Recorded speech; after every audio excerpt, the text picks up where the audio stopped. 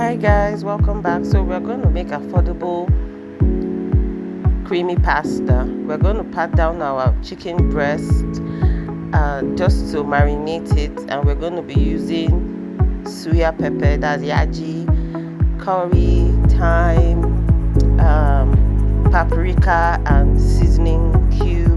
So this is the penne pasta I'm going to be using. I'm out of penne pasta though, and this is a vegan one. So we have our aromatics, onion, garlic, ginger, and cheese. Cheese is quite expensive, but supermarket close to me sells them in blocks. I think it's about 3,005 or so. So we'll be using that as well. So we boil our pasta, we let that boil for a while, and we sieve the pasta. We save some water from the pasta actually. I'll show you that in a bit. We save some water from the pasta, we use it for cooking. So we add some butter in the pot, and we add our ginger, garlic and onion. Not too much, I don't like it too much in it. So after that, we add our chicken breast, marinated chicken breast. I actually use some sesame oil while marinating it as well, I forgot.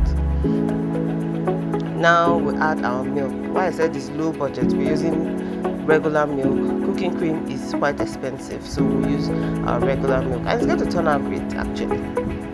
So we let that simmer a little bit. Add our seasoning too as well, yaji, paprika and some stock cubes, and we add our pasta water as well.